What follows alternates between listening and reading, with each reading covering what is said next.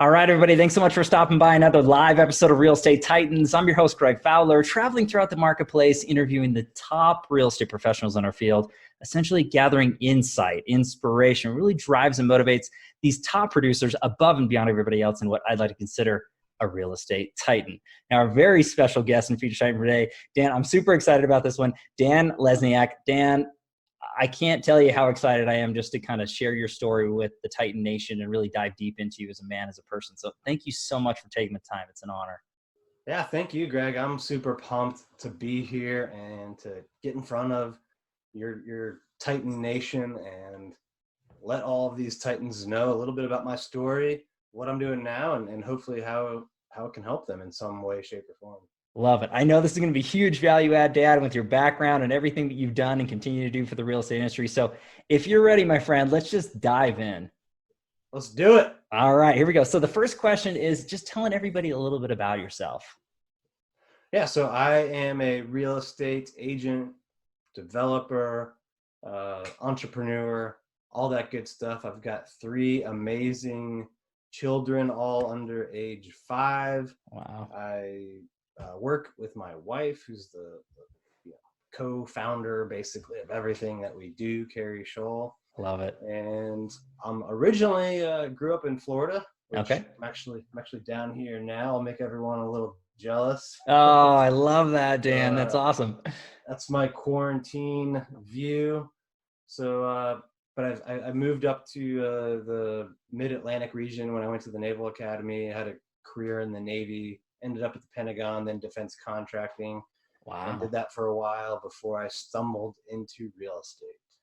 Okay. So, Dan, with that background and everything you're just talking about, and thank you for your service, for sure, that's a big thing. Going into that whole process, what was it about real estate? Why real estate in the first place? And tell everybody a little bit about your progression to today in real estate. Sure. Well, I was an investor long before I got my license and did it as a career. I bought my first home in 2003 when I was just a young officer in the Navy. I used my VA loan, bought no money down. This is like back in the early 2000s, which was a crazy time. And, Wow. Eventually I ended up in the DC area at the Pentagon, then at the defense contractor. I got my MBA from Georgetown, and I thought, okay, I will go out and get a consulting job and go work for McKinsey or BCG or Bain. I interviewed with like dozens of those types of companies, but none of them were hiring in the 2010-11 time period. If your listeners remember, that was the kind of the end of the Great Recession, so people weren't hiring that much. And I was very stubborn and didn't really catch on quick enough, and I thought that I would just get one of these jobs and it would be my dream job, and I could go make 180K and travel like 50 weeks a year, 52 weeks a year, and work 80-hour weeks. This is what I was kind of groomed to do. And the sort of paradigm I grew up in, which I think a lot of us grew up in that, right? This idea of you go to school so you can work hard to get into another school so you can get a job and work hard in that job and blah, blah, blah, blah, blah. Well, it all worked for me until it didn't. And the common theme from like the 55 people that interviewed me was, we think technically you could handle the job, but we don't think you have the sales experience or know-how. And I said, well, what can I do to get that? And they said, well, go get that experience and reapply. So I thought, okay, I'll get my real estate license, because I continued to have, bought and sold for myself and invest. And so I thought, I'll get my license and I'll do a little business as a side hustle. That'll be my experience. And soon that side hustle was outpacing my job as a defense contractor. And I looked up one day and was like, wow, I'm going to make more in Q1 from real estate than I will the whole year in my regular job. I think I should probably quit. And Smart, so right? Good thought process. I quit and did real estate full time. My first year, I sold over 22 million, and wow, I netted like over 350,000. So it was like double what I thought I would have made in my dream job. And I didn't go back and reapply to any of those those people. So I've Love it. stuck with real estate, and I've been doing it for nearly a decade now. And our team is going to, I don't know how much they'll sell this year. Our goal is 500 million. We closed, we're going to close 51 million in April this month. So, Wow. yeah, that's where we are now. We also do development. We do real estate coaching as well. So we're doing a lot.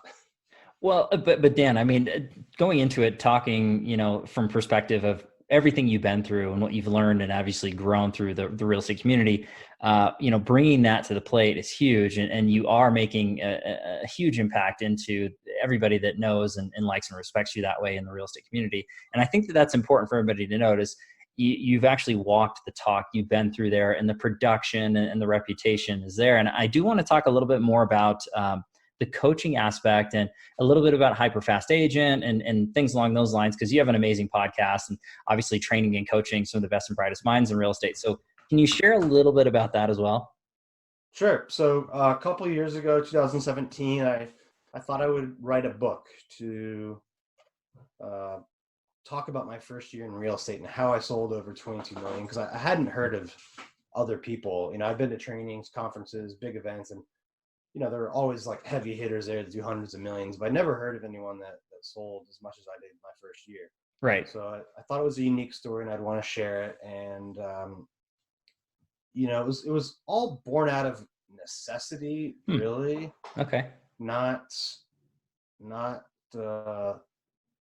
like some sort of genius thinking on my part. I believe, I'd like to think it was some genius action, but yes, really I started off and I decided to focus on the 189 condo units in my building. And later on I discovered I had done this principle that I'd learned in marketing in my MBA called segmentation, targeting, and positioning, where you segment the market, pick a target area, focus on that, and position yourself as being able to add value to them in some unique way. Love it. And I thought it was just a unique first year, a unique strategy, and something that's a little bit intuitive, this idea of you can do more by focusing on less, because a lot of agents start out and they just randomly hit up their SOI or just go after any and all business. And right. I thought this is kind of counterintuitive. More agents need to hear this story. So I wrote the book, and it did really, really well. I didn't think it would do much. I really was just writing it to tell the story. Maybe I would help one person. And it ended up selling a ton. It still to this day sells a ton on Amazon, Kindle, Audible, all that stuff. So about 2 years ago, Carrie and I decided, well, let's try and take what we've started there and we'll do a big event. We'll do an event. So we hired Grant Cardone and for a 6-figure sum and just put on this big event. And then, we had like 300 people there, our first event, that when we did it in less than 90 days. So it was just, everyone thought we were crazy. And they were kind of right. And last year we did another event. And so now we do training events. We've created online courses. We have a coaching program, a mastermind, all sorts of stuff that we're doing for Carrie and I to help agents and train agents. Wow. Incredible. And again, diving a little bit deep in that too, Dan. So I'm going to have links in the comments down below so everybody can obviously pick up the book and really engage with your content, but then also get a hold of a Hyperfast Agent. So what's the best site for the audience who's listening to go to and check out your information, really connect with you and learn more? Yeah, you can go to hyperfastagent.com to read our vlog, see where our podcast is, or check us out on social media. You can if you go to hyperfasttips.com, actually in the back of this book there's like 100 tips. Killer. 100 tips to grow your business. And if you go to hyperfasttips.com, you can download them for free. And if you want, I'll send you the book for free too, as long as you pay for the shipping. But if you just want the tips, it's free. Hyperfasttips.com. Wow. You can check us out on social media and all that good stuff too. Love it. And everybody, you heard it here. Dan is willing to give that book and a wealth of knowledge all the way through and through. And Dan, we're just scratching the surface of this particular interview and episode, so I want to keep moving forward, but this is great so far. The Sure. next question is really the why, the driver. So what motivates you, Dan? What gets you excited every day out of bed to do what you do to the level that you do it at? What's your why? Yeah, it's evolved over time. So I'll just say that. And Love I it. think that may be true for a lot of people. Hmm. And like my first year in real estate, I had a chip on my shoulder because for the first time in my life, this idea of like kind of you put in your time, your work, you'll get what you want. You know, that worked to a degree, and then it didn't. And I kind of had a chip on my shoulder about not getting any of those jobs, and for a while that was my why, is to sort of prove them wrong. Right. Yeah. Which is like okay, but you know, and that kind of why I think has fueled a lot of people, but long term it's probably not the most healthy Sure. kind of driving motivational force.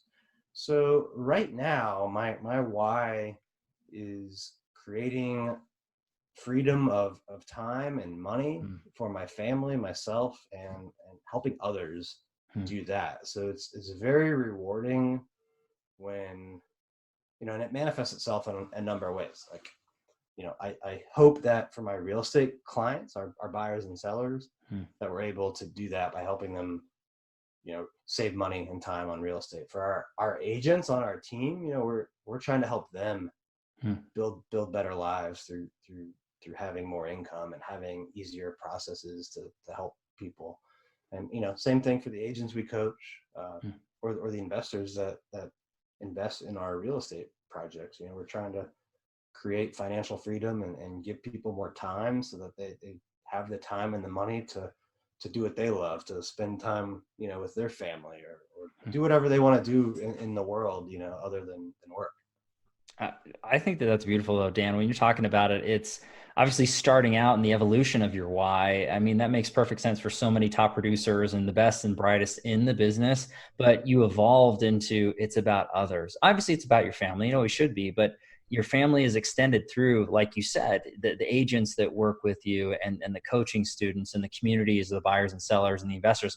I mean, you're doing so much good for so many people, and that's such a big driving force. And again, I'm a firm believer that all of those reasons and whys, a big part of why you have so much success in your world and in your life, Dan. So I love that. And again, just giving everybody a little bit of window into you, I absolutely think that's a fantastic question. So let's go into the next portion. Now, this is actually one of the crowd favorites and fan favorites, if you will, because everyone wants to learn from the Titans, you know, essentially how they've grown and scaled their business and any advice you give. So Dan, if you could look back at your career thus far, and obviously you've hit some highs of highs and continue to dominate and do that, but if you could pick or choose one or two things that you added to your business or changed or adjusted that took it from one level to the next, you really saw a bump, you really just saw a jump in your career path. What's that look like for you?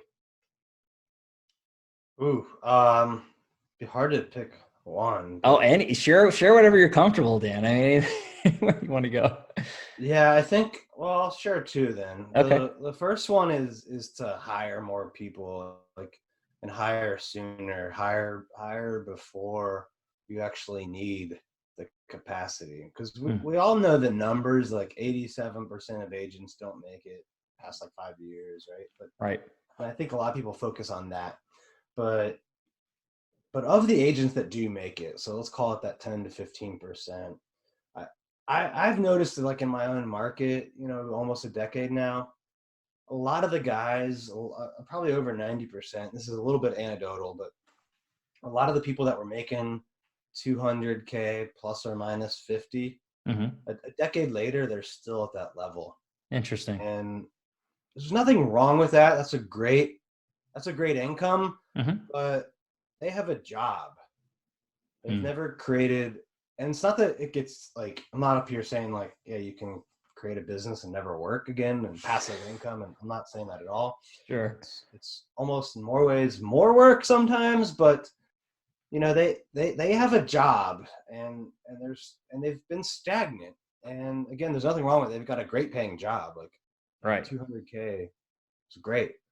Like it's almost top 1%. So nothing wrong with that.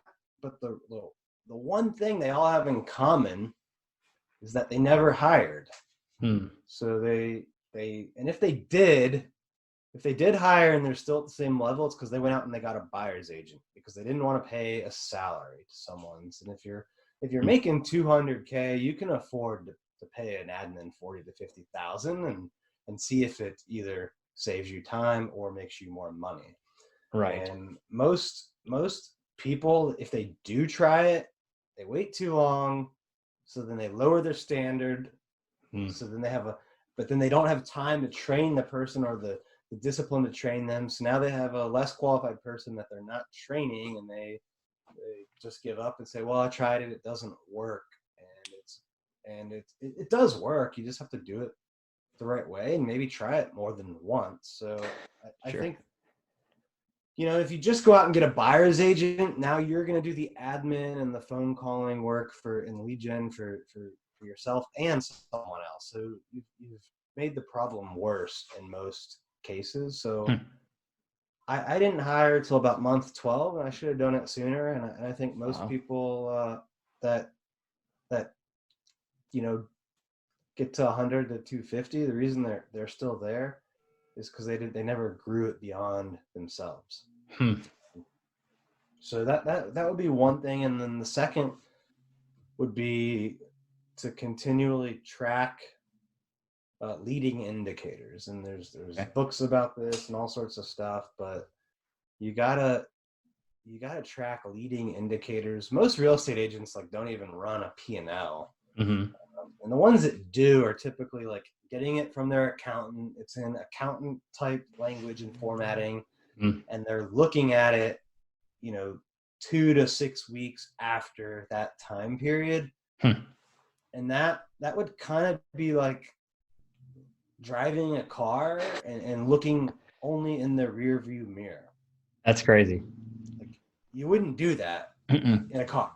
People do that with their business. So the more that you can track and the more often you can check in, the better your business will be. So if I'm tracking leads, appointments, ratified contracts, and then the behaviors that lead to those, how did this ad do? How many hours am I calling or lead gen? How many open houses am I going to do next week? That kind of stuff predicts what my business is going to be like in 30 to 60 days or beyond. And that's the stuff you need to track. And, the more often you check in, and this may seem simple, but it's worth repeating. If you check in once a year, you might have a bad year. If you check in once a month, you might have a bad month. If you check in once a week, you might have a bad week. But the more often and more frequent your check-in intervals can be, the quicker you can adjust if you are off track. Wow. I mean, Dan, when you're talking about that, it's really treating this as an aspect of a true business. And I really, really appreciate somebody from your level and your caliber to really speak to the audience that way, because this is a true business. It's not flying by the seat of your pants. It's not just having great conversations and great relationships and a great reputation in the community. There's so much more to accelerate and elevate. And like you said, there's nothing wrong with 200, 250K. If you're trying to take it higher, you got to bring the right people on board.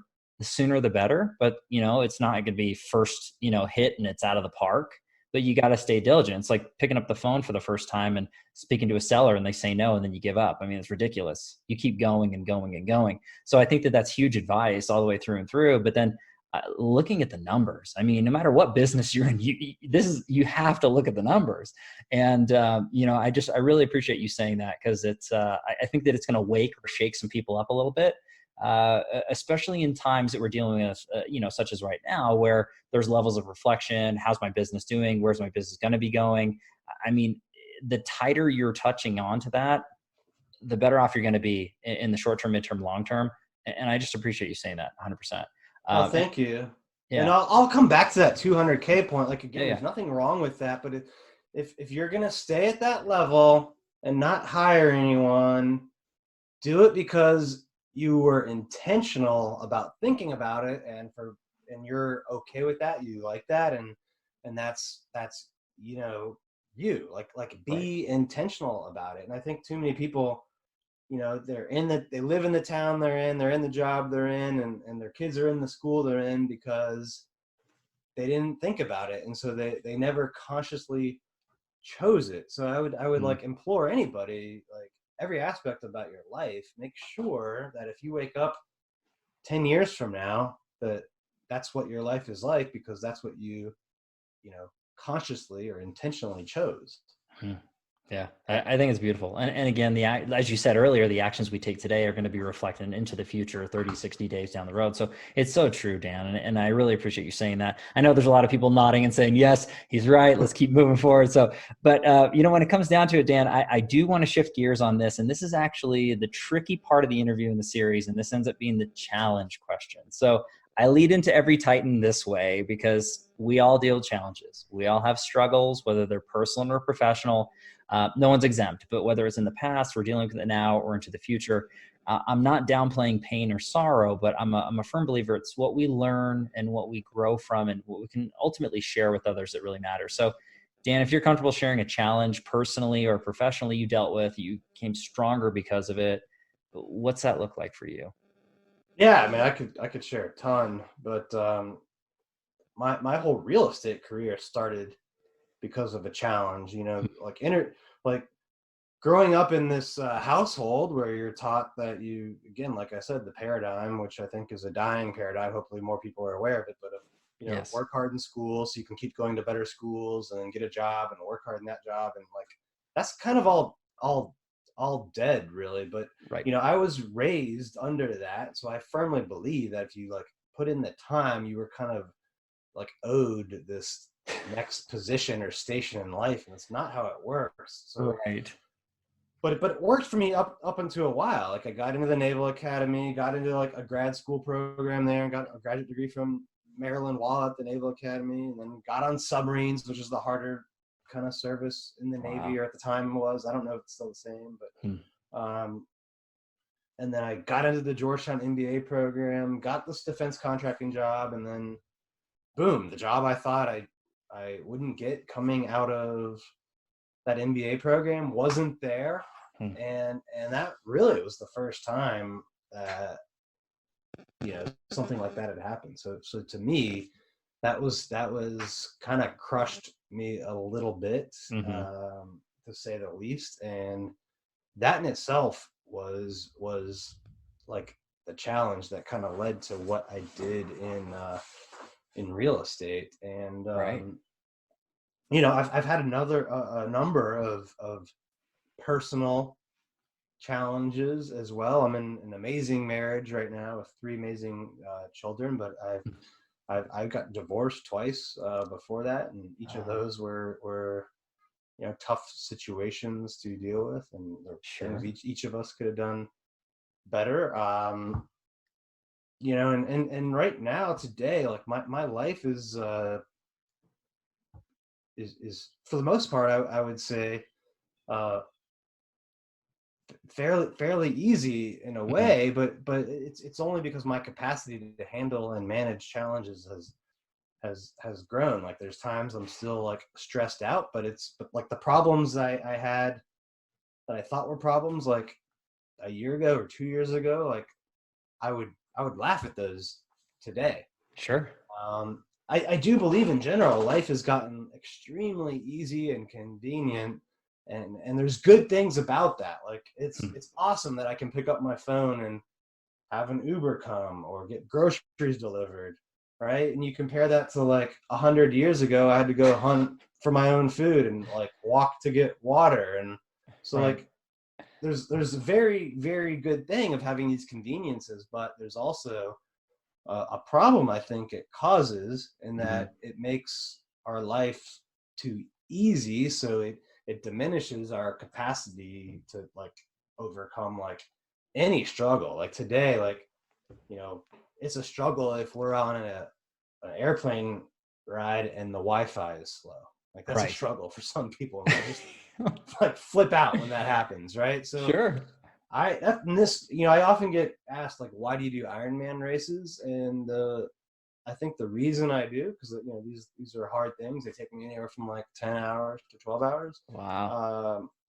The reason I think I'm so drawn to it is because it's a way to stimulate like your challenge response system, right? And I think this is like the reason why a lot of people, whether they know it or not, like do marathons or ultra marathons and triathlons, is like getting punched in the face physically, during this challenge. Like it helps you in all areas of life, because like that, our challenge response system, or whatever you want to call it, which is like part physical, mental, and emotional, is just it's not exercised as much as it probably was 100 years ago. Yeah, I would agree with that 100%. And I think that you sharing those challenges through your life, Dan, I mean, I appreciate that. I know the audience does as well, but you're talking about, relationships, and you're talking about, career paths and certain expectations, and all of those things made you who you were. And I think that's the important thing is it has increased your threshold, and it has increased what you said a couple of years ago, something that would challenge you today, you'd laugh at it, but you wouldn't be there today without going through that. And I think that that's the message for everybody out there is, we all have struggles and challenges, but you need to learn from them, grow from them, and become stronger. It's that old adage, what doesn't kill you makes you stronger. I know that's thrown around quite a bit, but there's a lot of truth to that. What you're talking about with triathlons and anything on the physical aspect, I mean, there's so many people that are just not comfortable in the comfort zone. So you're pushing yourself and you're pushing your boundaries, and that's showing your character and who you are as a person, right? But there's other individuals that get that. They understand that, hey, I'm kind of just going through my life and I'm doing real well. I've pushed myself really hard, but there's certain aspects that we're not. So how do we shake it up?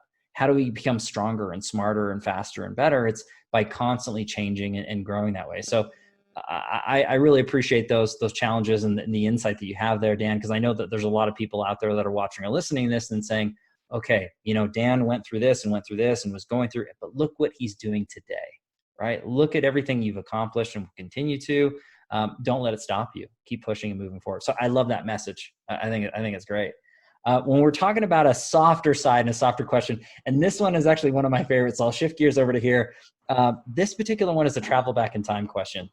Now, when we talk about this, Dan, this is, again, not to necessarily change what you went through, because like we just said, what you went through made you who you were. But if you did have a time machine and you could travel back in time, any time frame, any age range, and give your younger self a piece of advice, what would you say to young Dan?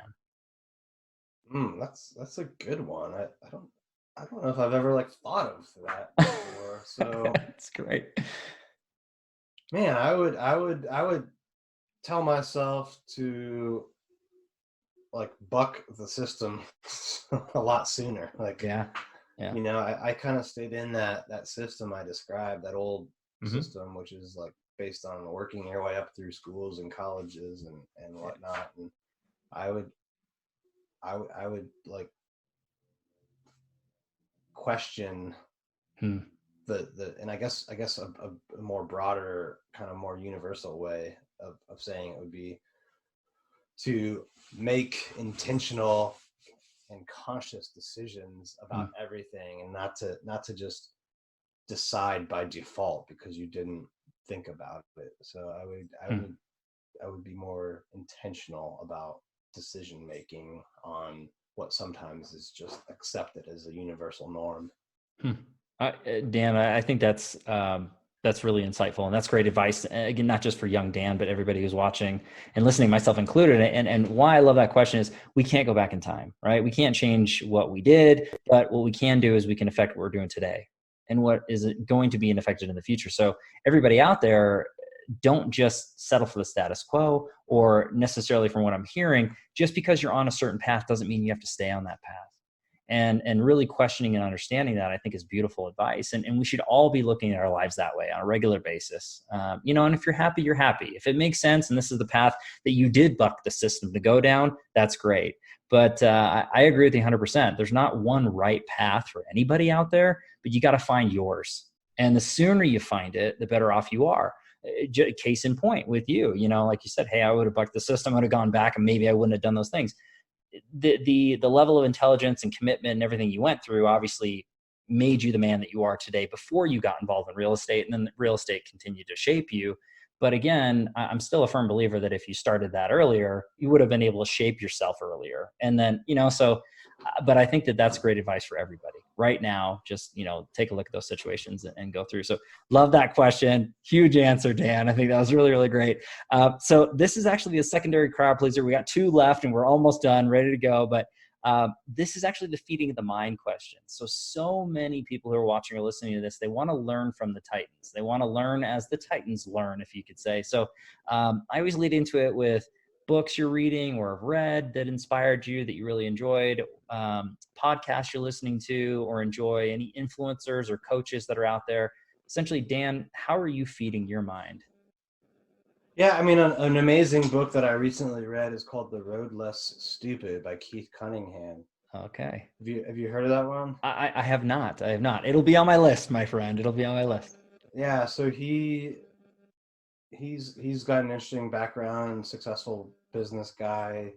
I think he did well in real estate in the 80s, got caught up in the S&L crisis, savings and loan crisis, and then like rebuilt it all after losing it all. So I met him at Tony Robbins. He teaches at Tony Robbins Business Mastery, but his book, The Road Less Stupid, is just his kind of thought process about how to think about business, and just this idea of actually setting aside thinking time, like time where you actually sit down and think. And so he goes through different principles and scenarios and things that you should think about during thinking time. And I think it's a great discipline to have. And he just gives like really good, straightforward, easy to understand business advice.